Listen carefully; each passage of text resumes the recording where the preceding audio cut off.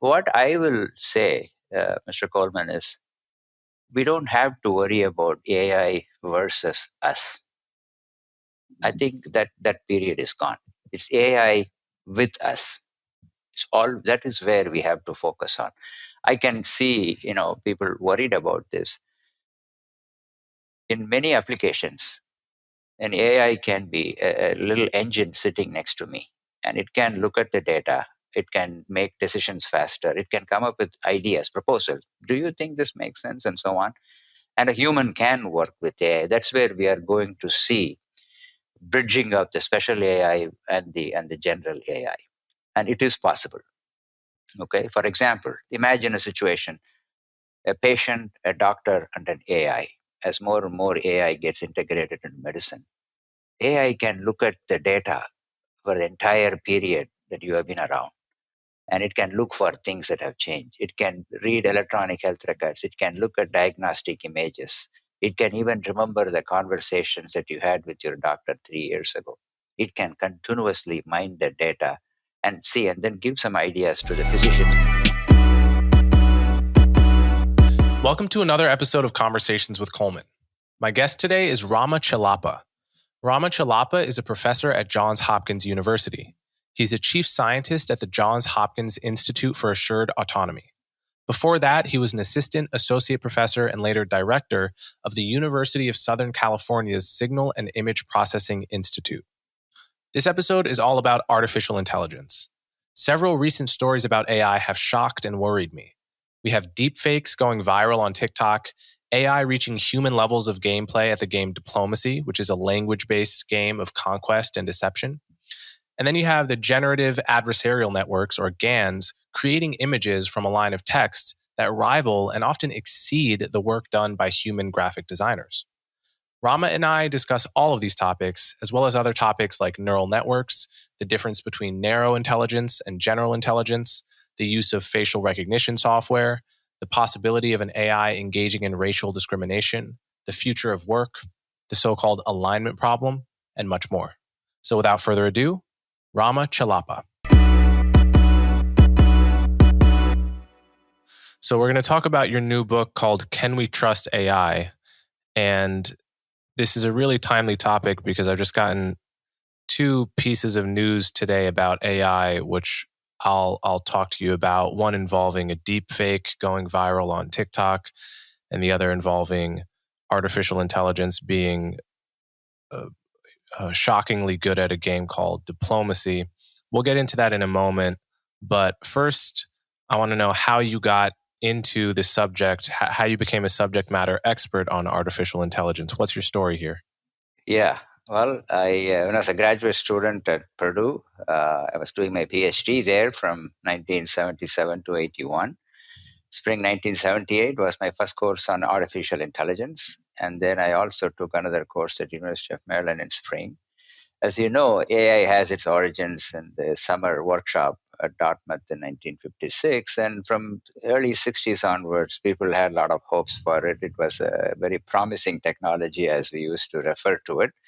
So naturally, I was interested. My interest was in related fields like pattern recognition and computer vision. So AI is, one of the core courses we have to do.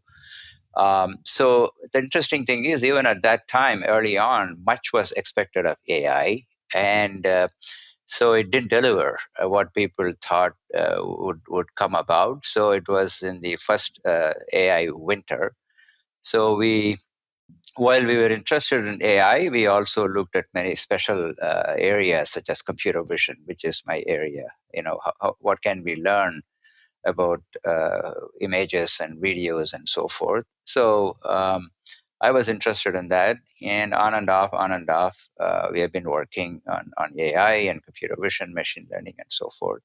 Since 2012, what has happened in AI, there has been a paradigm shift.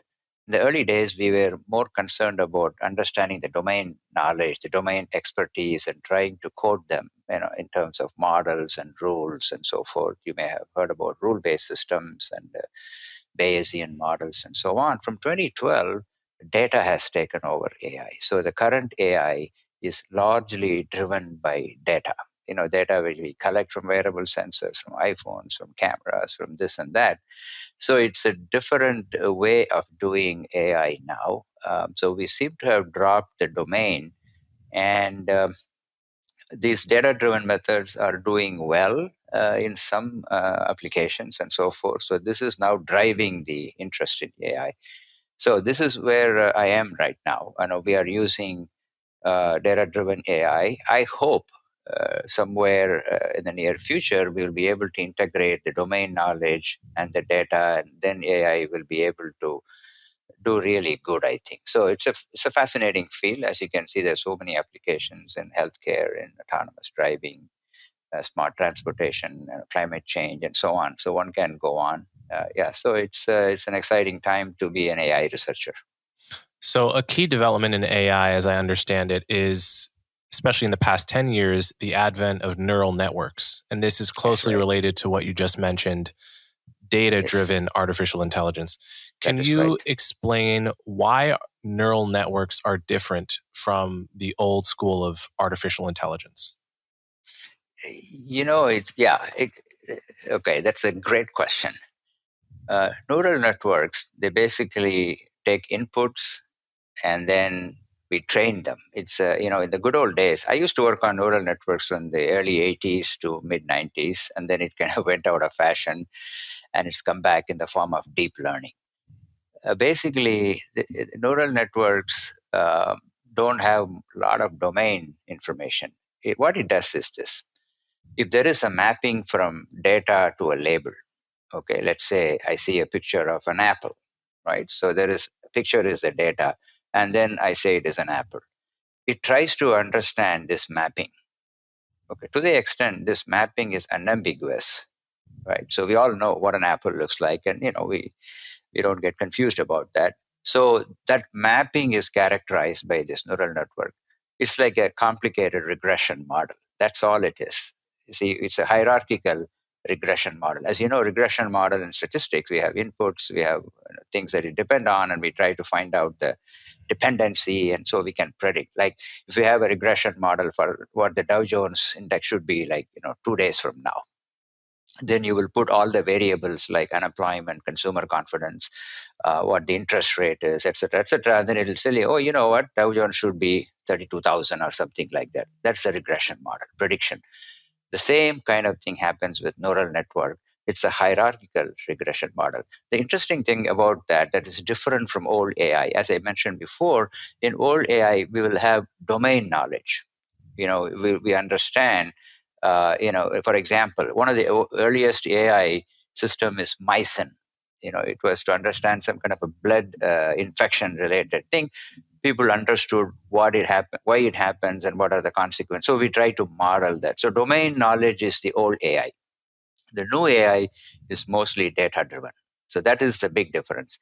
So what neural network does will take a bunch of data. You have to tell the neural network, for this kind of data, this is the output it should be. Okay, so it tries to understand that mapping. That's the difference between the old AI and the current AI. So in a neural network, let's say you're training it to identify images, Yes. Something simple like fruits or just images in general. Yes. You are giving it, you're essentially training it on data. You're giving it the answers to the question Yes. on a large data set, and Exactly. it's figuring out how to become better Yes. at getting the answers. So Yes. what is actually happening, practically speaking, when when it's quote unquote improving itself? What does that actually mean? It simply means anytime you have a decision engine, there are some metrics we have: how accurately, how often it is correct, what mistakes does it make, and so on. We have various terms to denote that. So we can actually measure how well it does. The other way you can measure how well it does is try to give it a new data that it has not seen, whether it is able to generalize. Let's say we go to one supermarket and we see apples. We go to some other supermarket, we are not confused. We know what an apple looks like.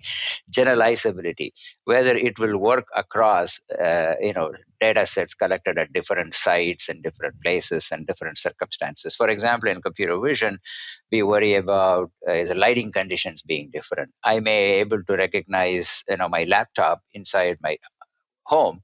If I take it outside, the lighting conditions are very different. Will the neural network learn? Does it get better? So we look for these kinds of metrics. Generalizability is one thing. And the second thing we also look for to say that it has learned well is if somebody attacks it. For example, since you know that the deep learning is very much dependent on the data, what if I poison the data that is being used, right? I kind of mess it up a little bit.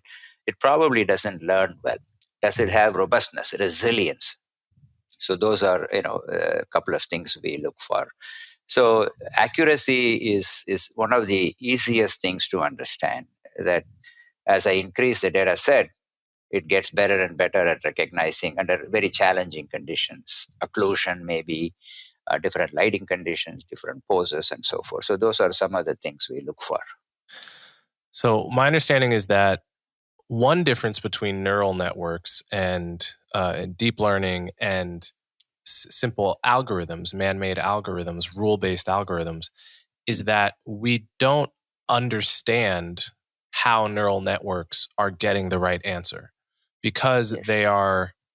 they're learning, and essentially, I'm not I may not have the right vocabulary here, but changing their own code in order to just get better. We actually don't understand what it is that they're changing conceptually in order to get better. Like, what are they taking into Yes. account? And that means it's a black box where there could be processes going on that we're ethically uncomfortable with. Neural network, as I said, is just try to understand the mapping, right? It's a black box. It was like that for decades. In fact, when neural networks came in the early 80s, many computer vision researchers were not very high on that, because in computer vision, we wanted to understand the modeling, modeling an object, modeling the environment, modeling the illumination conditions. And we were big on that. It's called physics-based computer vision.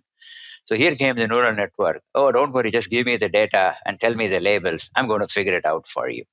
So this black box has bothered a lot of computer vision people. But over the last 5 years, there are no methods. In fact, this is a big thing called interpretability of AI, computer vision, and neural networks, and so on. So there are some methods available.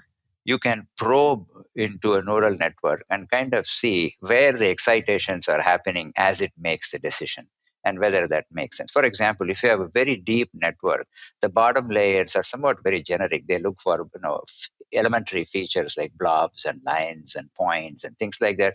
As they go up, they are trying to learn some semantic concepts in terms of an object, and how the and other things like segmentation maps and so forth.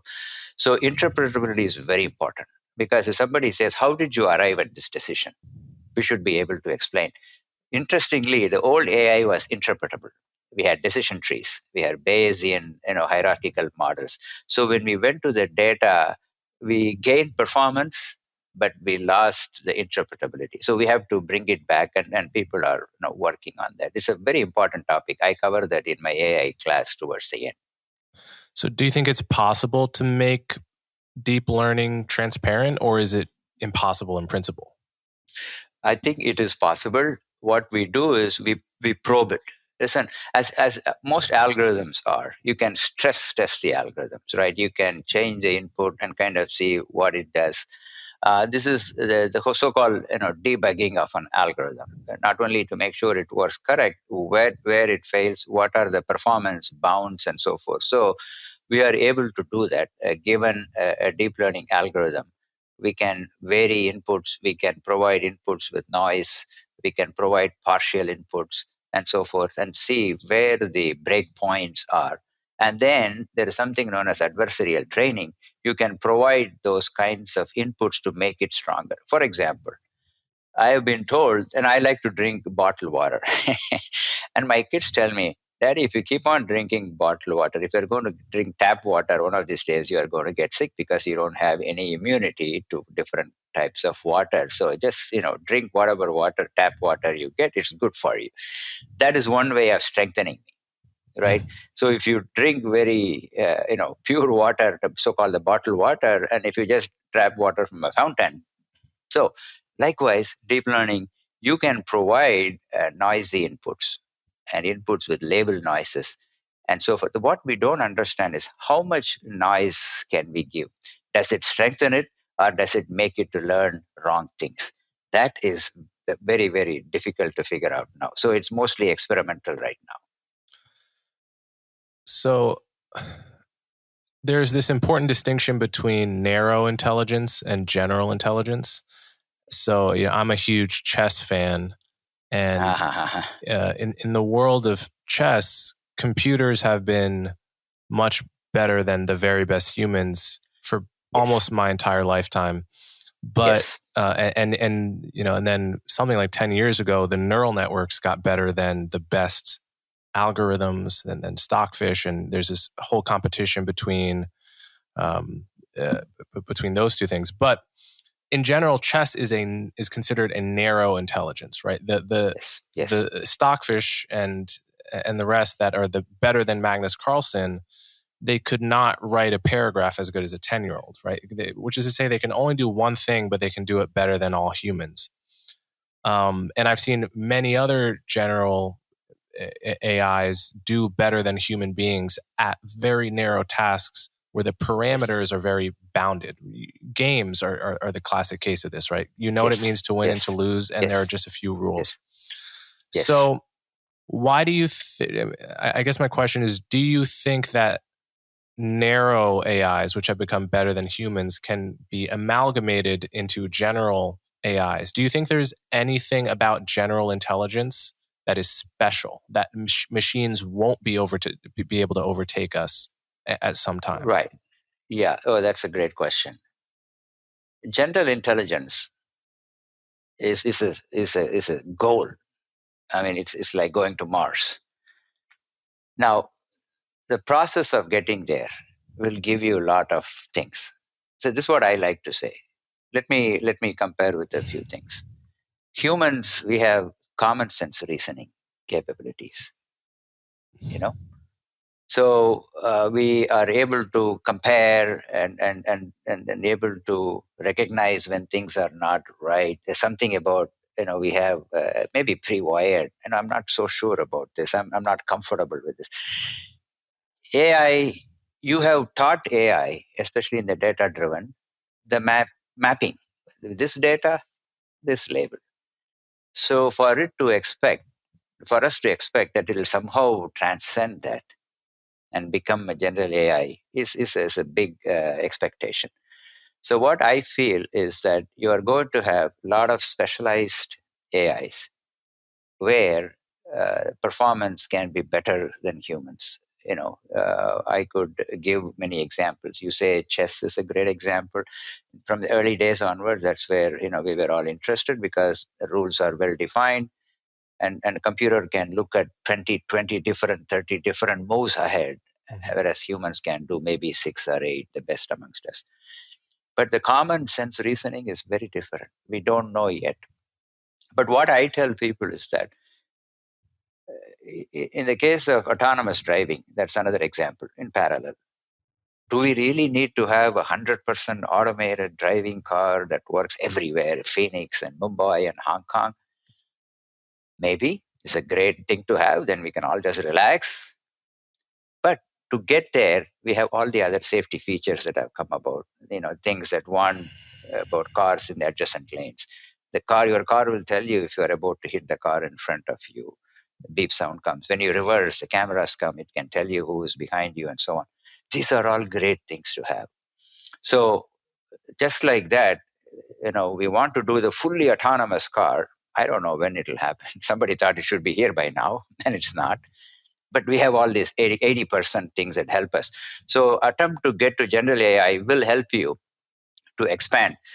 But Mr. Coleman, if I only taught you in English and suddenly I ask you to be an expert in French, you may be able to do a little bit of that with some context and so on, but it's a totally different thing. So you are going to have very successful specialized AI that will find applications. In medicine, it's a great domain. And please stop me if I talk too much. I'm a professor, No, right? it's all So good. medicine, take a medicine. You have a general practitioner who kind of has an idea about what may be wrong, but then you have specialist. And one specialist for cancer specialist is different from some other specialist. So this is very well appreciated in medicine, that you will have many special AI. You know why? For every disease, there is a different set of experiments are needed, different kind of data is needed, different kind of expertise is needed. So somebody who is an expert in brain may not, worry about GI. So you have a GI, but all of them together, they are there to take care of us. So one can think of many specialized AIs working like the specialty doctors, taking care of our entire body, right? But still, can they help us with our mind? Can they help us with our, who we are?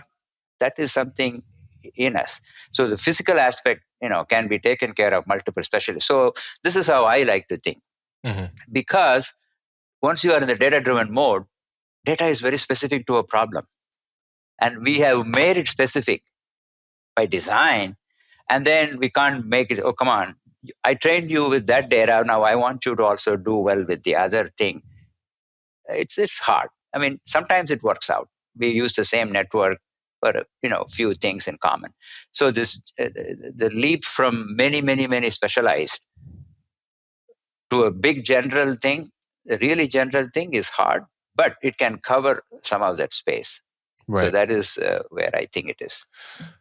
So just today, a few hours before we started speaking, I saw a post about an artificial intelligence.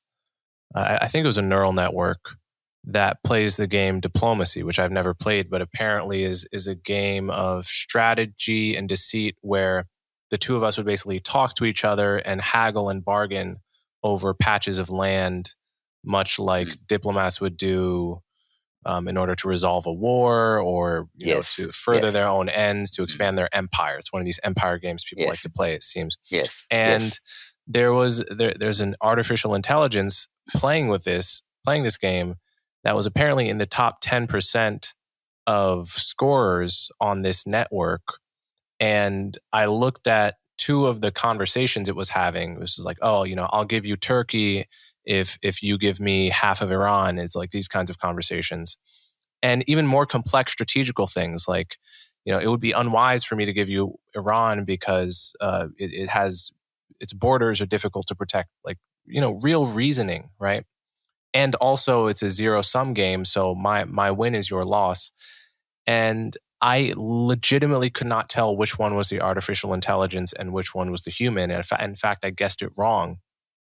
So this brings up the theme of the Turing test.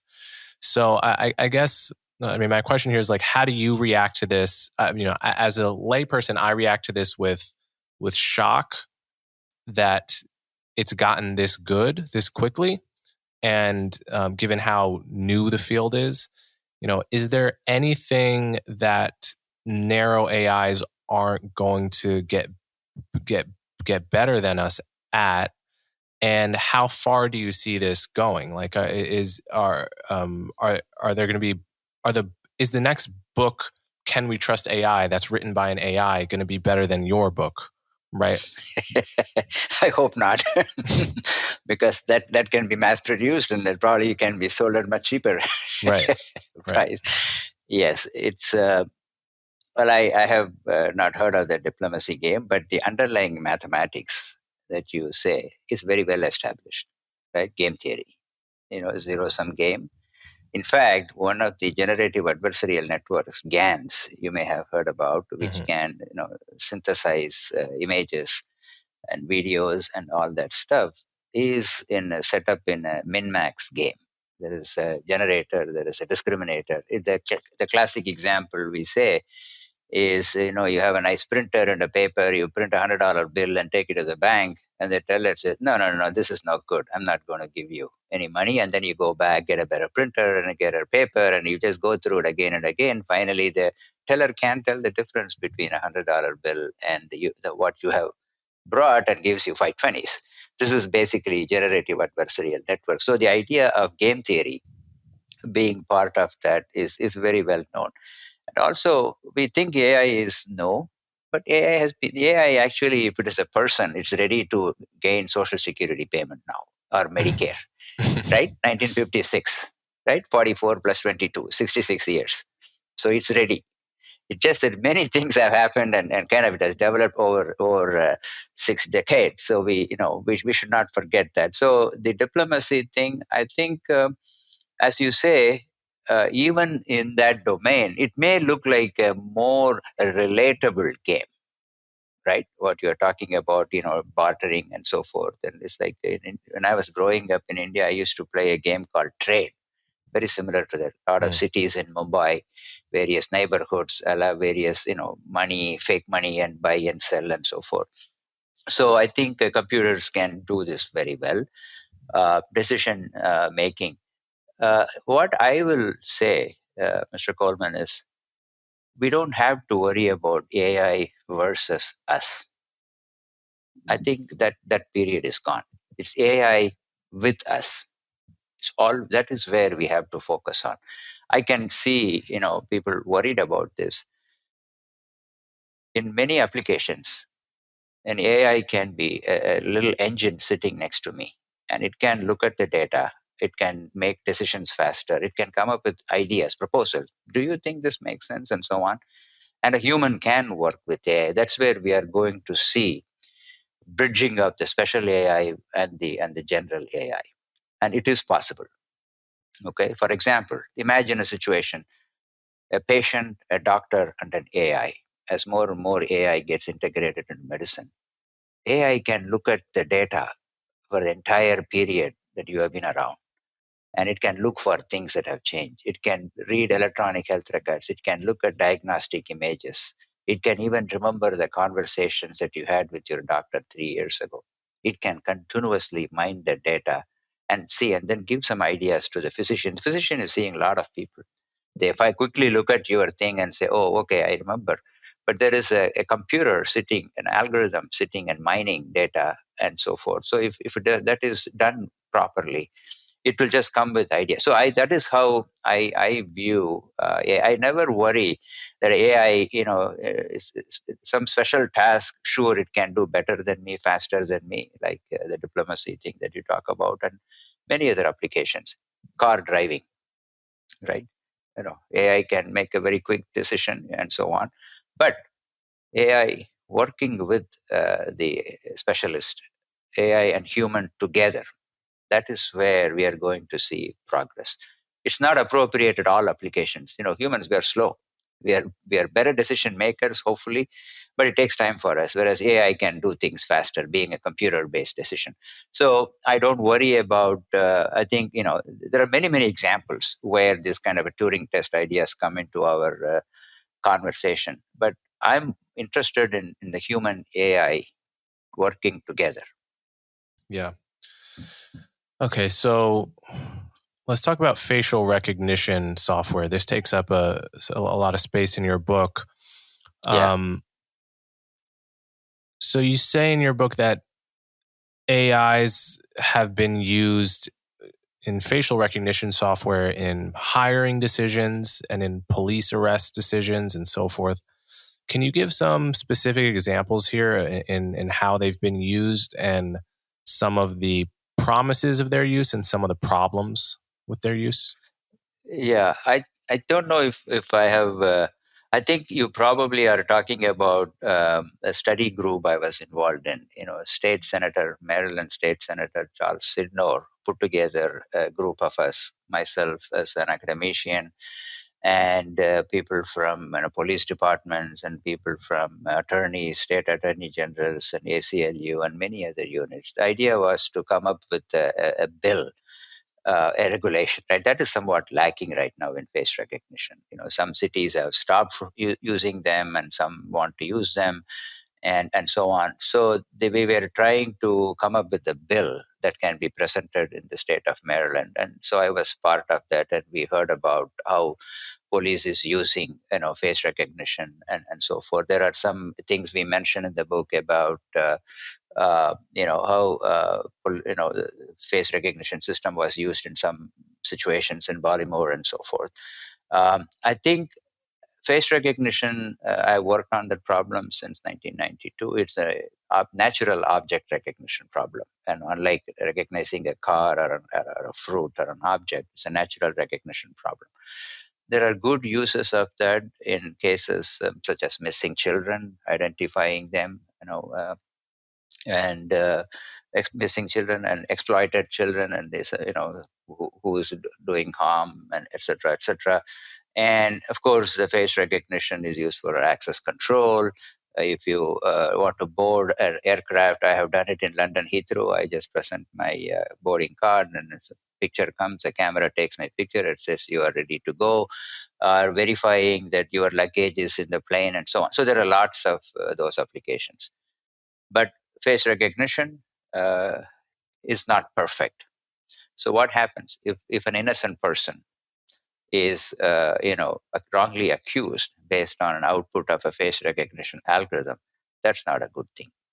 I always say any technology that does not serve well all segments of society is something that has to be looked at, regulated, and fixed. We have to do that. In fact, you know of the 2018 MIT report that came out. The researchers did a fantastic seminal study of collecting no data from light-skinned males and females from the Netherlands, dark-skinned males and females from some African countries. They applied 3 existing commercial face recognition systems, found that they were not performing well for gender classification when it came to dark-skinned females and males, right? That is a seminal work that really caused concern, because what has happened is, from face recognition, the bias that we saw there, the gender classification, has morphed into AI bias. If you say you are working in AI, that's the thing people ask about. AI has bias, so how do you handle that? So I'm very, concerned about that. So we developed algorithms that will reduce bias and keeping the performance the same. What we are finding is there is this trade-off between bias and performance. Okay, so but nobody knows how much bias you should have. Ideally, 0. There are 2 approaches to handle this. You can start afresh, because when people designed face recognition system, they just collected data and they did that, and then now we say, oh my God, it doesn't do things right. So you can drop and start afresh, or you can take some of the existing high performance systems and poke them, analyze them, and see how much bias they have for gender, how much bias they have against dark skins, ethnicity, age, and then try to introduce new machine learning methods that will reduce the bias, keeping the performance the same, right? So that's what our goal. We have done that on a couple of recent papers. We have done adversarial training, knowledge distillation, those kinds of approaches. So, but when you really think about it, right? Please tell me if I'm, taking more time. We can move to the other things. As we say, deep learning is based on data. So properly curating data and make sure the data is balanced. These are good practices to do while designing these systems. This is Jason from Team Coleman. Today's episode is brought to you by Athletic Greens. If you are someone who desires to have better gut health, more energy, optimized immune system, but generally hates taking pills and vitamins and is constantly struggling to make the time to focus on your health, then Athletic Greens is for you. So, what is this stuff? With 1 delicious scoop of Athletic Greens, also known as AG1, you're absorbing 75 high-quality vitamins, minerals, whole food-sourced ingredients, probiotics, and adaptogens to help you start your day right. This special blend of ingredients supports your gut health, your nervous system, your immune system, your health, recovery, focus, and aging. All the things that matter to optimize your overall health. AG1 doesn't taste like your usual health vitamin and has a mild, tropical taste that you can actually look forward to each morning. AG1 contains less than 1 gram of sugar, no GMOs, no nasty chemicals or artificial anything, while still tasting good. Tons of people take some kind of multivitamin, and it's important to choose one with high-quality ingredients that your body will actually absorb. AG1 is a small micro-habit with big benefits. It's one thing you can do every single day to take great care of yourself. It's also lifestyle-friendly, whether you eat keto, paleo, vegan, dairy-free, or gluten-free. For every purchase, Athletic Greens donates to organizations helping to get nutritious food to kids in need, including No Kid Hungry here in the U.S. So right now, it's time to reclaim your health and arm your immune system with convenient daily nutrition. It's just 1 scoop in a cup of water every day. That's it. No need for a million different pills and supplements to look out for your health. To make it easy, Athletic Greens is going to give you a free 1-year supply of immune-supporting vitamin D and 5 free travel packs with your first purchase. All you have to do is visit athleticgreens.com/Coleman. Again, that is athleticgreens.com/Coleman. So in the case, so just a quick question. Yeah, in the case of the Norwegians versus Africans, was it just the fact that the neural network was trained on Norwegian faces, or was it? No, they were not. It was equally trained on all faces. Yeah. I think what happened was the commercially existing, the 3 things that they tried, 3 systems, they had not been trained enough on dark-skinned males and females. Right. The data set was mostly, Caucasian data sets. That was the problem, right? So you have to, so this is what we call domain shift. Mm-hmm. So if you train on one kind of a data, a demography, and you want to go and test it on others, performance will be different. Will typically go down. But what people have also found, if you train your face recognition a very, very large number of identities, like millions of identities, which only companies can do, university professors, we don't have the resources to do that, then it seems to have a better generalization property. Again, these are all empirical things, right? One of the issues we have, Mr. Coleman, is that this deep learning is so difficult mathematically to understand.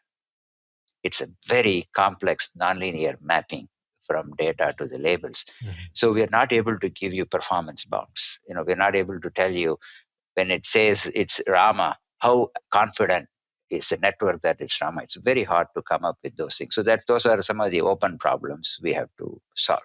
Mm-hmm. Okay, so that's one kind of bias that can happen with neural networks, but I think there's another kind of bias that can happen, which is slightly different, and which is it's similar to how insurance companies, like a car insurance company, can charge me a higher premium because I'm a 26-year-old male.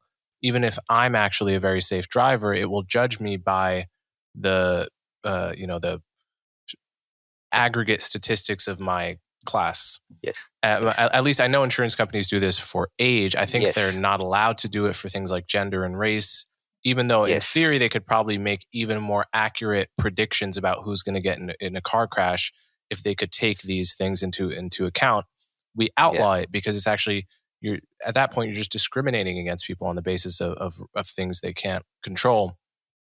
And so you talk about some examples where police departments, one was really shocking in Pasco County, Florida, where they tried to predict who would commit crime based on using an artificial intelligence.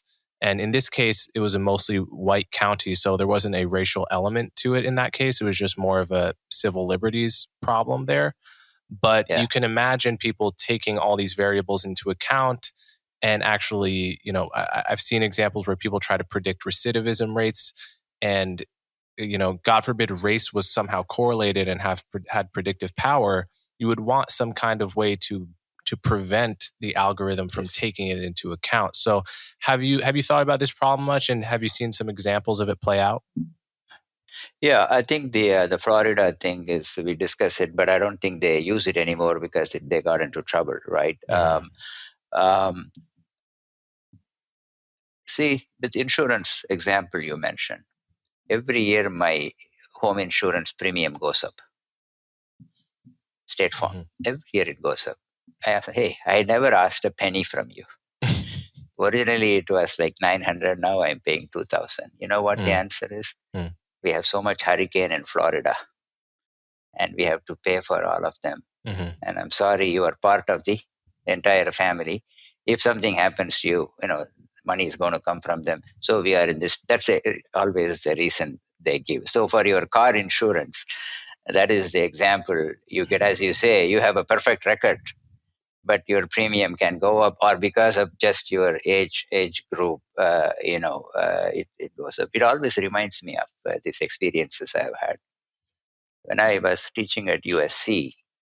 Anytime I went on a foreign trip for a conference trip, when I returned, invariably a customs officer will tap me on the shoulder when I'm waiting for the luggage. So once they asked me, "Hey, are you bringing any hashish?" I said, "What's that drug?" I said, "No." Okay, so fine.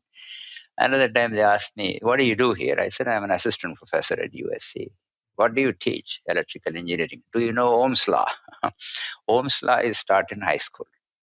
So what do you say? You argue, or you just say? I said, "Well, the voltage across a resistor is a product of current and resistor." "Okay, thank you. Have a good day, sir." So these things happen, right? What I feel sometimes, if an AI algorithm is looking at me, it'll say, "Rama Chellappa just landed. He does electrical engineering. He has a PhD from Purdue. I don't think I should ask him about Ohm's law." Still the AI can ask me, "Hey, where did you go? What have you done? Are you bringing any food?" Etc. Those are legitimate questions, a customs officer can ask. But when I say I'm an assistant professor, asking me to recite Ohm's law that is taught in elementary school, not elementary school, maybe these days, but in those days at least high school. So we have these kinds of issues, right? It's what I feel is AI algorithms can have these kinds of issues, and humans have these kinds of issues. I can probe an AI algorithm. I can understand what it is biased towards. I cannot probe a human to figure out what the human does. So while we are legitimately concerned about AI bias, every form, all biases are wrong, right? All biases are wrong, inappropriate, but we can probe it. As I like to say, AI does not lie, humans may. Mhm. So that is the big thing for me when I look at these issues is I can go and probe an AI algorithm and I can fix it. Right. And so in all decision making process, we have to carefully evaluate the decision maker. But an algorithm allows you to test it. It's very difficult to do with humans who are in the decision making process. We don't know, and they may not even know. Mhm. Yeah. So yeah. It's so we're in this time where people are very concerned about racism and racial bias wherever it appears. And Yes. I think you make a really good point, which is that whatever problems AI presents in terms of racial bias, we have to compare how good it is against how good humans are. So it need not be perfect in order to be better than the status quo. So for example, there was some famous study years ago, I don't know if it's held up, about Israeli judges, and it basically asks why Israeli judges made the sort of paroling decisions that they did. Like if they have 10 cases to decide one day, it found that they would make more lenient decisions when they had just eaten lunch, and they would make harsher decisions when they were hungry, everything else held equal. Right? That's something I think anyone can relate to, who knows what it's like to be hangry. And AIs don't get hungry. Whatever problems they have, I think we have some trepidation about handing over these decisions to machines because it's scary and it smacks of science fiction dystopia. Mm-hmm. Yeah. But on the other hand, I think we ought to be open to it, because we can't say as a society we're trying to correct for biases and then not explore a really rich potential solution to that problem. Yeah, that's what I feel. I feel I can probe an AI algorithm and understand its biases, its behavior. And when it comes to comparing an AI with humans, AI has an advantage there, right? So I think we need to fix it. Any technology that does not serve everybody in the society is a problem, right? So we have to be cognizant of that. And I think some of these things are happening because we are so much dependent on data.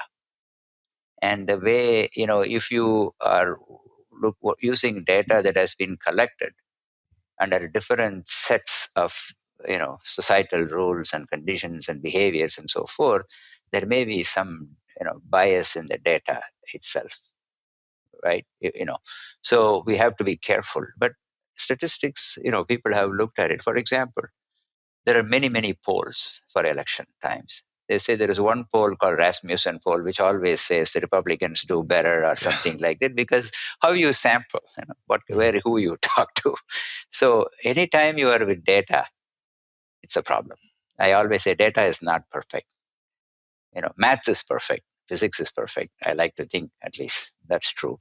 But when you deal with data, it's an outcome we are measuring. We make errors, we make mistakes, we may not do the experiments properly, and so on. But we have to acknowledge these things. I want everybody to acknowledge that there are issues with the AI algorithms. We understand that, and we have to fix it as technology gets better. Okay, so let's talk a little bit about the use of AI in medicine. In your book, you discuss how AI has long been better than human doctors at certain narrow diagnostic tasks. And I've seen recent reports saying that an AI can look at an X-ray and be better than your average doctor at telling you whether you have a certain kind of tumor or something like this. This all seems very promising, and in the limit, there's a possibility of an AI, looking at all of your health markers and telling you when you're likely to die. And this is something you discuss in your book. What do you think we're going to see here in the next few decades? What are the uses that are going to be really good in medicine, and how much of a typical doctor's job do you think will end up being replaced with AI? Let me address the latter question first. My two children are doctors. I hope AI does not replace them. They worked very hard to become doctors, so that's good. I think, again, I don't see it as a replacing. I see it as augmenting. Where AI can be useful, I think AI can make our lives better. Especially, we have a 5-year grant from National Institute of Aging to explore AI and related technologies for healthy aging. So we are looking at funding many companies, many investigators. They are looking at detection and monitoring of dementia, Alzheimer's, fall prevention. Elderly senior citizens, if they fall coming down the stairs or so on, and it's a lot of complications, hip replacement surgery and this and that. In-house aging. A lot of people want to stay in their home and age rather than going to a nursing, care and so forth. So there are wearable sensors that we can, like you have simple Fitbits and Apple Watch and all of those things. More and more, those will be exploited. Sometimes, I'm 69 years old. Sometimes I forget to take my medications. So I don't know if, so what I do is I make sure I keep them ready when I have to take. AI can remind me. And also there are other things that AI can do. Robotics and AI can combine together for providing companionship. There are even companies that are building robots that could visit nursing homes with late stage dementia patients and give them some amount of happiness, because they sometimes they react when there are conversations and so forth. More importantly, what we found recently, in addition to people having these kinds of health issues, caregivers, if a family member has dementia, Alzheimer's, who is giving care? Family member. They're not trained for that. It is very emotionally stressful. I have a friend whose mother has Alzheimer's now. And so AI apps to help the caregivers. So it's kind of going beyond what we would normally expect, right? Those are things.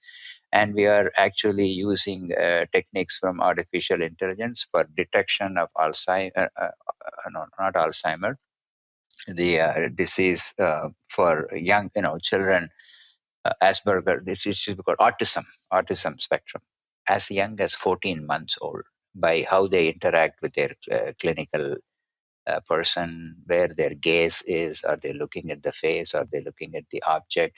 There is some belief even 6 months it is revealed. And if we know a health issue early enough, the general idea is we can do something about it, right? So we are using facial phenotyping. We're doing experiments with the leading critical care doctor at Hopkins for monitoring stroke recovery. So I think you are going to see many places. All of this is to help the doctors, because doctors are overworked. I see my two children who are doctors; they're overworked, and sometimes they do 24 hours at a stretch, 36 hours at a stretch. So these kinds of additional algorithms, AI systems, will be helpful for them to make better decisions, because algorithms don't tire. The doctors can get tired, right? If you have a 24-hour anesthesia thing, towards the end, you may not be as clear-headed as you were at the beginning. We are all humans. So they are trained to do those things. So I think it's going to help. I again want to look at the triplet: AI, patient, and doctor. Together, do they reach a better solution for the patient? That is where we should be going. I don't worry about replacing. This has been talked about. Oh, once we figure out how to read X-rays, all radiologists will go home. That doesn't happen. But in fairness, it does seem like some jobs are going to be taken by AI. Maybe not the doctor, maybe not certainly not the nurses, I think. Yeah. But in society, generally speaking, I'm seeing how good AIs are these GANs or GANs, I guess. GANs. How good these GANs are getting at creating images. And Yes. I shudder for the fear of the graphic design profession. Like, if I, as a podcaster, want to update my podcast logo, what makes more sense for me to just plug into a GAN, create podcast cover for Conversations with Coleman, and it can give me 100 options, 5 of which may be incredible. Yes. And maybe that's even free software. Maybe it's cheap, or to pay and deal with some graphic designer that may or may not actually do what I want, and now I have to deal with a human. It's it's scary for jobs like that. And this also connects to the problem of deepfakes. There was a deepfake of President Zelensky, which fortunately was just flagged early and didn't seem to create too many problems, at least that I know of. But just today, I saw that there was a deepfake of Elon Musk circulating on TikTok, where he was just saying something very flippant about firing all of his employees and being very blasé and kind of cruel. And apparently many people in the comment sections believe that it was real. So how do we deal with it? I guess I asked two different questions in one. One is, do you agree that many jobs are going to be taken by AI? And, do you worry about that as a societal problem? And then number two, this problem of deepfakes, do you think that this is a non-issue and we're going to be able to flag everything early, or is this actually going to be a big problem? Yeah, I'll take the first one. Some jobs that are routinely done will be taken over by AI. A classic example is welding in automobile cars. You can see robots can go and weld them beautifully. Before maybe 20, 30 years ago, it was probably done by a human. Right now, robot arms can do that. So that means some humans have lost their job. Unfortunately, this is, this has happened over decades and decades. When Industrial Revolution came, there was a shift in the kind of jobs that are available. Now we are able to book our flights on the web, right? When I was a student, I will go to a travel agency company in West Lafayette. I will talk to a person and say where I want to go. And so there were 3, 4 of them, right? Travel agency company. Even United Airlines will have sub offices where you can talk. What happened to all of them? Because the web has become so good, we can, do it on the web. You go to airport, when you now have to take care of your own baggage tagging, and before there used to be a lot of people on the counters. Now they're just couple, because everybody checks in online, they go and show their thing, and then it prints out the luggage, they put it and they just throw it in there. So this is inevitable, and it's not peculiar to AI. It has happened over the decades. So we have to get help for people who are affected, and get them training, get them skills, so that they can find the jobs that they need. And that is something we have to do as a society. My concern also related to this is education. If you have a bachelor's degree in computer science or any of the engineering, the kind of jobs that you can get is different from if you can get a non-technical. The difference is now widening, right? With the kind of people that Amazon wants to hire or Google wants to hire and so forth. So there is that issue also. And that is not peculiar to AI. That's just the technology is advancing.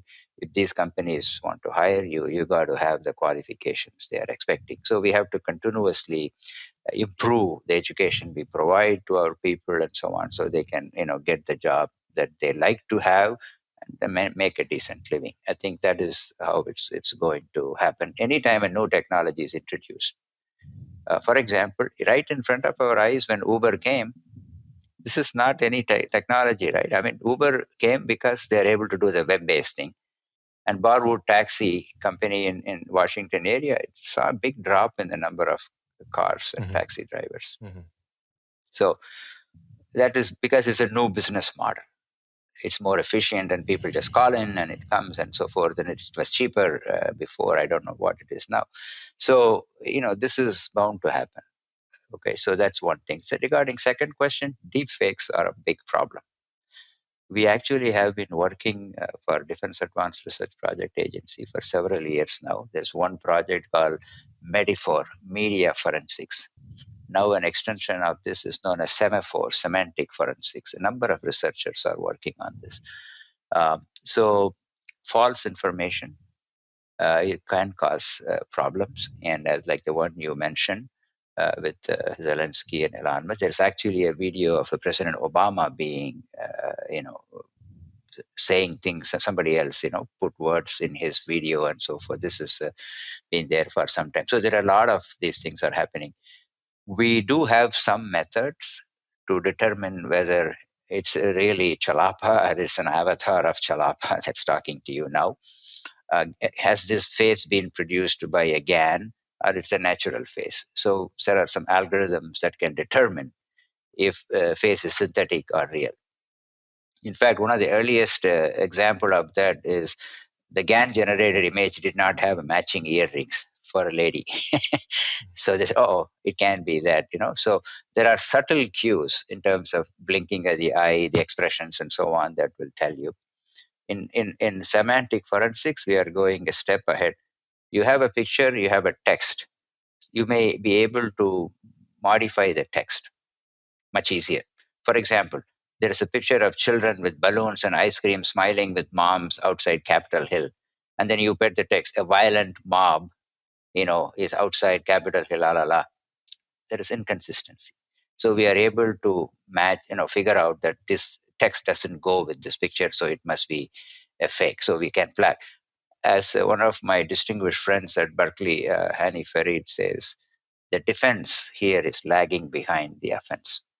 It's easy to create, but it's a little harder to tag them right away and remove them. It takes time. It takes time because algorithms are not there. There's so many ways in which you can alter things. So people have to be careful. when they read anything. I don't have any TikTok. I don't have Twitter. So I have no idea how all of this happens. But anything, don't believe everything you see. Now, you please go and verify it. That is the only way. Algorithms are getting there, but it will take time.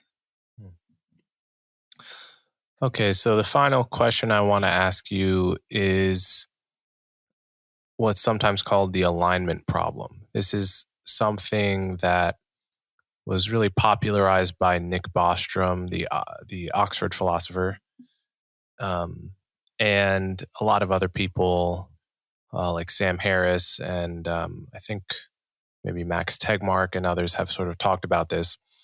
This is the idea that AI could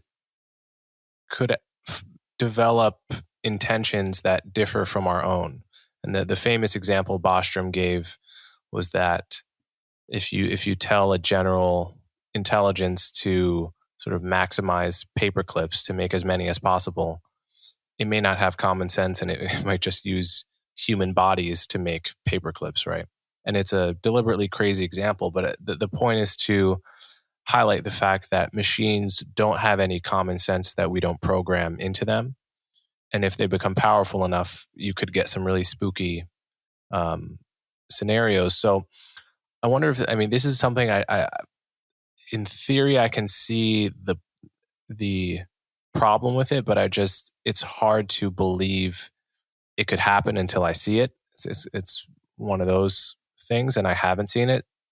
But obviously, you don't want the first time you see it, you don't want it to be too late the first time you see it. So this is a very sci-fi scenario that a lot of people have worried about. I'm curious if you have thought about it.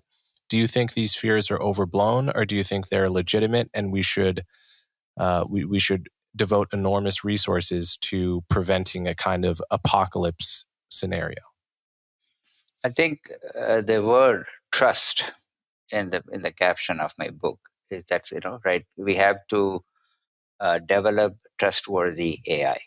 That means we need to be able to provide performance bounds so that the kind of spooky thing, the probability of that happening is arbitrarily small.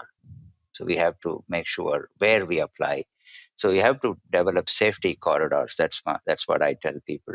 It's very easily understood. In physical things like self-driving cars and things that would even in medicine we kind of know when things can go, and we can control that. But I think even the famous Stephen Hawking had concerns about AI, right? I mean, he's a brilliant man based on his work and so on. He thought AI is going to kind of make life miserable for us and so on. All I tell people when they come up to me with, I said, please try an AI algorithm. Just, I know maybe you're not a computer scientist. I tell them that it's okay. Find somebody who will sit with it and just work with it and see what it does. All it may do is to improve our lives in some ways. It's not a panacea for everything, but the idea that it's going to go out of bounds and do all of that, I think it's all making interesting arguments. For example, I want to ask the question, will AI ever become a philosopher? What are the characteristics of a philosopher that you think an AI can or cannot have? I think it may make rational decisions, but whether it understands the morality of rational decision, I don't know. I'm not a philosopher. But before we get to all those spooky things, we understand who a philosopher is now, right? Can I make that? Because philosophy has been there, and there are a lot of people who are experts in philosophy. Can we design an AI agent that is indistinguishable from the best philosopher? What it would take? Because now we are going beyond object detection, fruits, and face, and all of that. So I'm going to leave you with that question. What do you think an AI agent should have so that it is indistinguishable from you, Mr. Coleman, who has training in philosophy? Yeah, my guess would be feed it the entire history of the philosophical literature as its data, and I guess give it some sense of which philosophical texts have been the most influential. So, Kant and the Buddha and so forth, score those highly, and then it will begin to notice the difference between influential philosophy and non-influential philosophy, and then it will produce some 200-page tract that might look actually really, really impressive.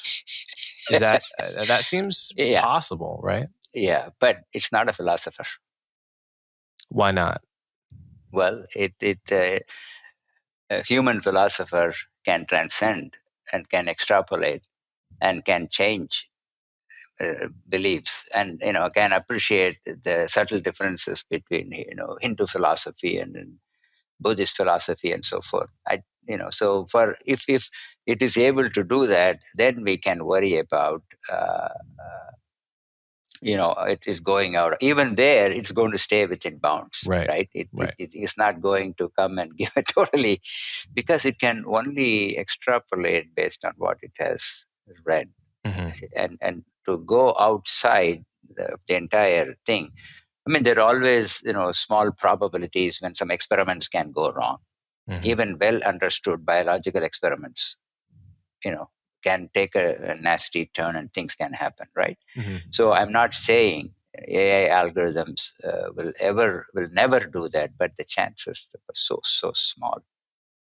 It is, we are giving it too much credit, I think. It right now, based on data, it does certain things well. And when we bring the domain back into that, we'll have a better control of how it works and functions, and we'll be able to understand it better. The kind of concerns expressed by the philosophers you mentioned, I think it's a good topic to think about, but not to be scared about. Yeah, so that's what I would say. Okay, Rama, your book is called Can We Trust AI? And I encourage people to pick it up. And before I let you go, can you you mentioned you don't have a Twitter or a TikTok, but can you let my listeners know where to find you if they want to get more of your work? Yeah, sure. I'm a professor at Johns Hopkins University, and I think they can visit my website. It has information about the work we do. That's the best place. Okay, thanks. If you appreciate the work I do, the best ways to support me are to subscribe directly through my website, colemanhughes.org, and to subscribe to my YouTube channel so you'll never miss my new content. As always, thanks for your support.